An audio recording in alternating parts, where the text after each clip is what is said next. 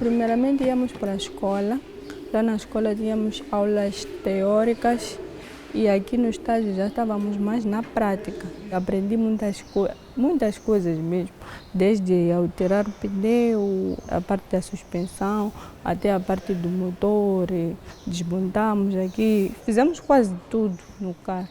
Os primeiros dias até que te perguntaram, tipo, uma mulher na mecânica, por que você veio para mecânica? O que eu dizia, tipo, é curiosidade. Como na minha zona tem muitos mecânicos, eu sempre via aquilo, né?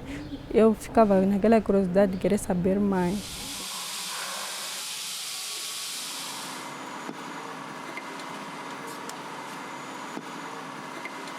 Na mecânica é muito difícil mesmo. Todos fizemos curso e só ficamos em casa. Depois do estágio, só ficamos em casa. Dificilmente ouço que em alguma empresa estejam a contratar. Dificilmente. Mas eu gostaria mesmo de ter um tipo de trabalho, tipo trabalhar numa empresa, praticar o curso que eu fiz de mecânico. Gostaria de estar mais nessa área. Já falta de oportunidades aqui.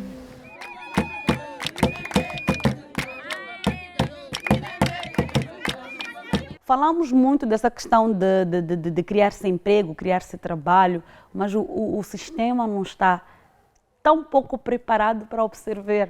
Olha, é só olhar para a quantidade de jovens, de pessoas que graduam em Moçambique anualmente. Mas quantas destas pessoas continuam à procura de uma oportunidade?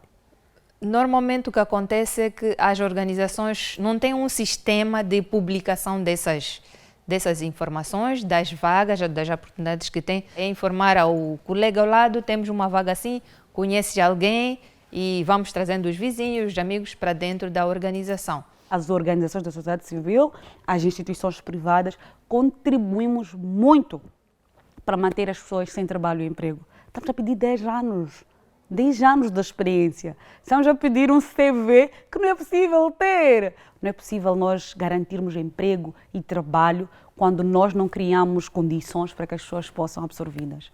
Há um princípio que está sendo usado ultimamente, é a questão de empoderar o jovem, empoderar as mulheres para poderem fazer o autoemprego. Mas o autoemprego também precisa de uma capacidade, precisa de elementos básicos para tomar o autoemprego.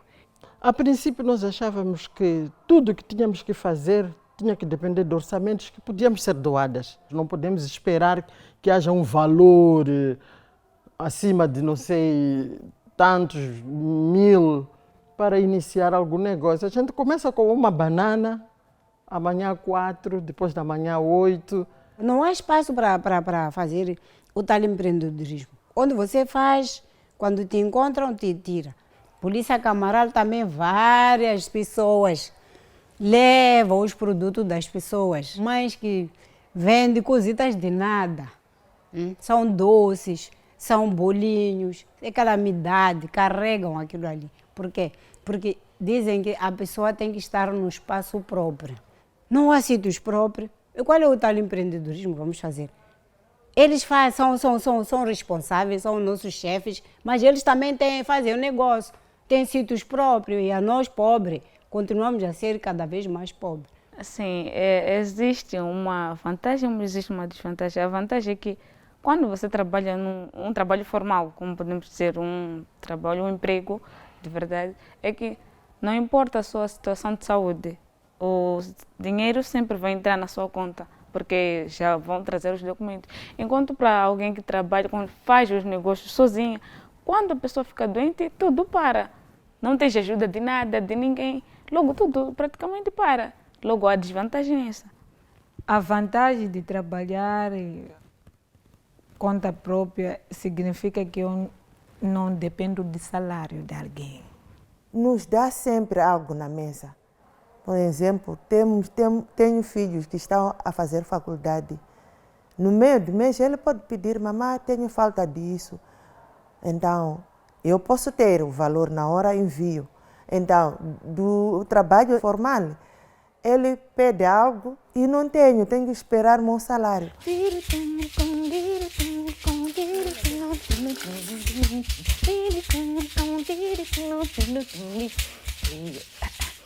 Trabalho, para mim, é uma coisa importante, porque é através do trabalho que eu ali consigo me transformar. É ali onde eu consigo também decidir como que eu devo viver, como que eu devo me sustentar. Trabalho é poder mexer as mãos, falar com a boca, mexer os pés e fazer com os olhos. Não é só esperando no aparelho do Estado.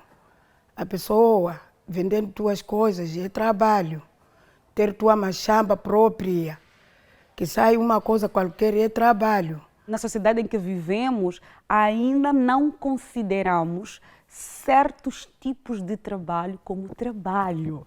Então, a minha mãe é uma trabalhadora, mesmo que ela não tenha um emprego formal. Então, quando nós tivermos a capacidade de classificar os diferentes tipos de trabalho, vamos conseguir também dar o valor merecido a vários tipos de trabalho. What does work mean? It really brings us to this issue that those of us women who leave the site of enslavement, which is the domestic home, and we enter the public, which is controlled by men, defined by men, who say, if you work in the public, it's work. If you work in the domestic arena, it's just labor.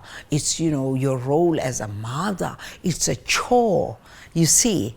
So if we interrogate that and we refuse to accept it as a given, as a definition that we cannot change, and we question it and we disrupt it, if we do that, we begin to create the possibilities of resolving the issue in another way. If we don't, we stay in the system. The system just reproduces itself through our acceptance.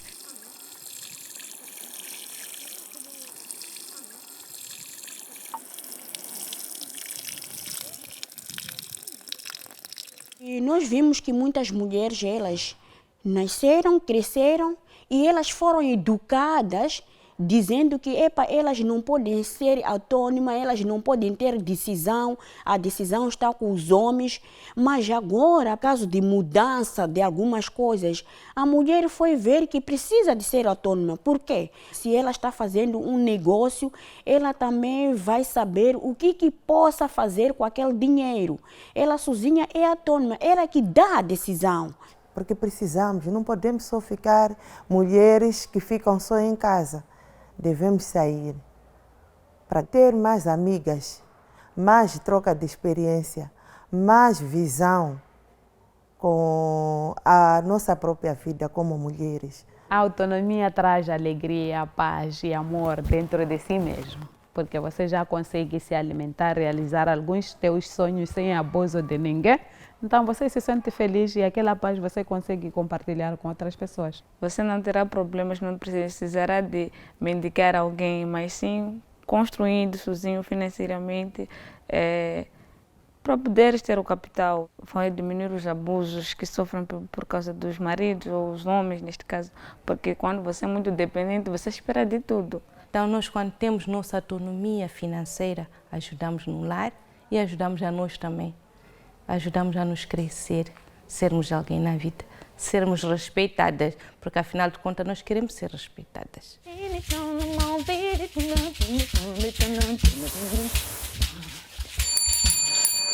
Muita gente critica o fato de eu trabalhar noite, o fato do meu marido ficar com criança várias vezes, por estar a trabalhar. Às vezes chamam ele de matreco. Como é que ele aceita que a sua esposa entre nesse horário? Eu às vezes chego em casa às 0h23 e a sociedade critica isso quando me vê a voltar tarde, às vezes já sair manhãs, pensam muita coisa. Mas graças a Deus, meu marido não liga para isso.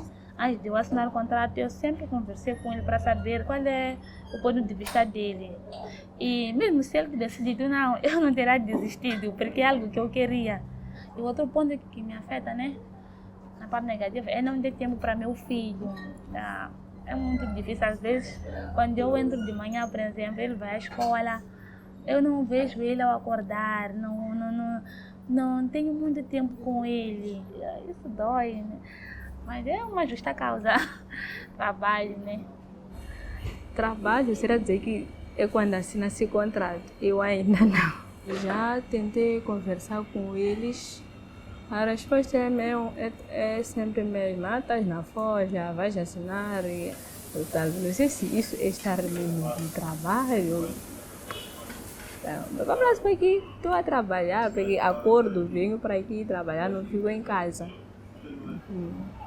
Me sinto mal, será que tem algum trabalho que estou a fazer mal? Ou será que de verdade vão me contratar? Fico com interrogações.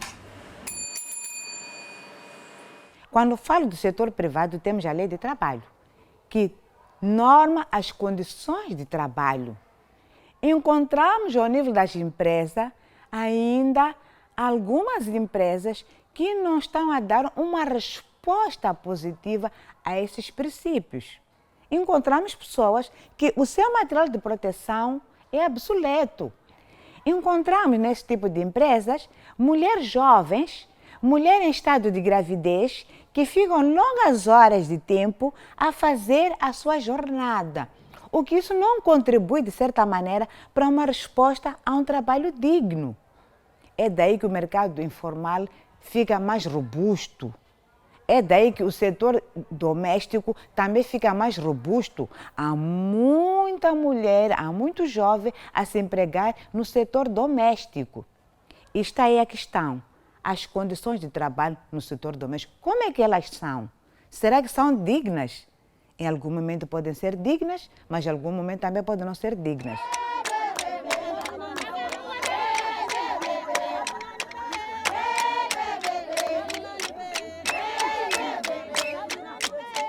Sou do Nhaça, principalmente na minha província. Não temos nem indústria, nem nada. Lá as mulheres, tem mulheres que trabalham, que são professoras, que são enfermeiras, mas não chega para todas. Tem muitas mulheres que não fazem nada, que merecia ter indústria para poderem ir trabalhar. Principalmente no distrito de Moatize, lá onde estão mesmo as empresas mineiras. Eles chegam e dizem, nós vamos vos tirar daqui para este sítio. Prometem às comunidades que vão levar as crianças para poderem pôr lá como funcionárias. Mas não acontece. A mulher é que está muito afetada nesse assunto por não cumprir. Lá naquele sítio onde estavam a viver, já tinha lá machamba, tinha lá criação e chegam lá, não tem onde fazer pastagem dos animais. As águas já criaram barreira e as águas do riacho já estão contaminadas. Então, ficam lá, começam a exigir os seus direitos, as machambas. É uma guerra autêntica.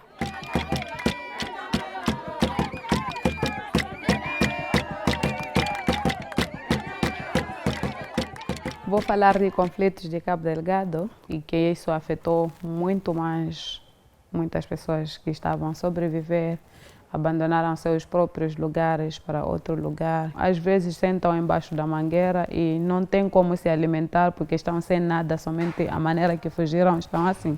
Então nós que somos vizinhos e como mulheres sentimos que não dá deixar assim, acolhemos não porque temos muito, mas com o pouco que nós temos, conseguimos compartilhar com elas. É uma ameaça para quem está a sobreviver há tantos anos com 3 filhos, 5 e agora recebes 30 pessoas, como você vai alimentar? Então, com isso que acontece, então você é ameaçada, mas precisa de ter coragem para ajudar uma outra, senão vamos ficar todas nós desamparadas. Porque essa situação não é de hoje e amanhã para mudar, precisa de muitos anos. Mas posso sonhar até agora que sonhamos em construir um lugar onde vamos conseguir nós mesmos acolher e ensinar, pelo menos eu sei fazer coisas artesanais. Então com isso eu estou a sonhar que se eu ensinar outras mulheres isto aqui, vai ajudar elas também, porque cada mulher iria se sentir que estou a fazer alguma coisa para alimentar minha família.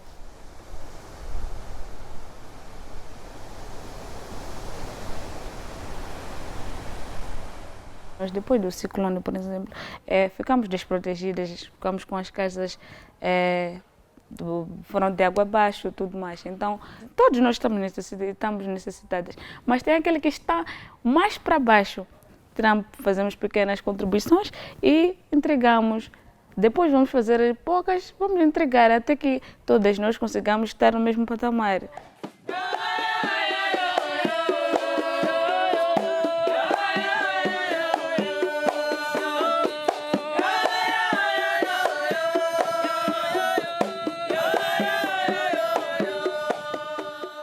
Nas localidades, nos círculos lá, que a mulher nem sabe de que eu tenho o direito.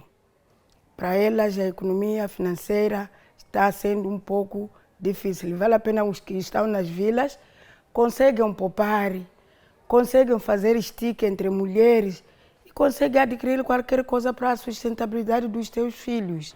O chitique sempre foi um hábito africano. Eu não quero acreditar que seja só moçambicano. Bom, as organizações da sociedade civil, às vezes, elas vêm com este discurso, essa narrativa de inovação, mas sempre houve isso, então não é nada inovador. E eu achei engraçado como a nossa intervenção, a intervenção de algumas organizações, ela tende a colocar aquilo numa estrutura, né? Assim, assim, assim, assim, e perde toda a componente social da coisa. Porque nos moldes tradicionais inclui a parte da empatia, inclui a parte da solidariedade, inclui a parte do companheirismo, da comunidade que se reúne para dar este chitique. Para mim, a economia solidária seria essa onde as mulheres fazem essa troca, trabalham em grupo, fazem as trocas dos seus produtos, compram-se entre elas, movimentam dinheiro em grupo. Para mim, essa é uma economia solidária, porque eu não vou correr sozinha para vencer, mas eu puxo sempre as outras e vamos juntas.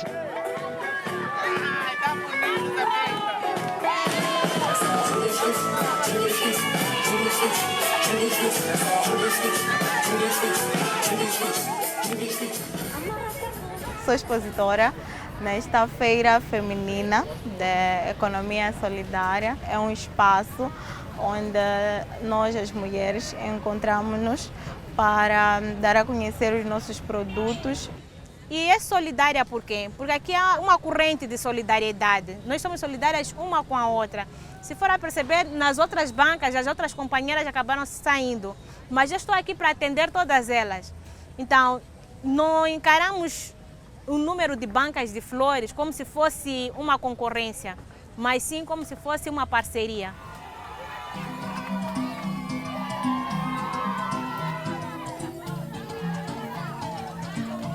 Aqui perto tem um mercado do povo, e logo depois o mercado central. Se formos para lá, quantas bancas de mulheres vamos encontrar? Poucas. Por que as mulheres não podem estar lá no mercado a vender os seus produtos? Quantas meninas hoje viram passar por aqui vendendo doce, água, coco? Muitas. E depois, às 17 horas, quando ela volta, o que nos pergunta? A que horas foi? Estava a fazer o que na rua? Por que não voltou cedo? Então, há uma série de questionamentos que fazem sobre nós. Dizer que esta feira está sendo uma experiência inédita. Eu não contava que teria muitas mulheres num círculo e sentada no meio de uma estrada a falar sobre nós, das dificuldades que nós temos passado. Eu cresci numa família que tinha um primo muito confuso. E esse primo tinha suas crenças e ele dizia: onde estão mulheres, eu não faço nada. Estamos a chegar, você trabalhou, ele trabalhou. Vamos voltar, vamos juntos dividir as tarefas.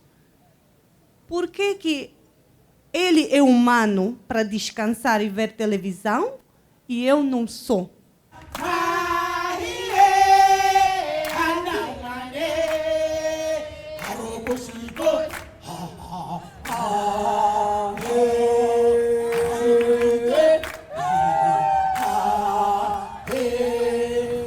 Pode virar assim para melhor apreciar. Essa é a parte de trás. E gostaria que isto acontecesse sempre, as mulheres se encontrarem aqui.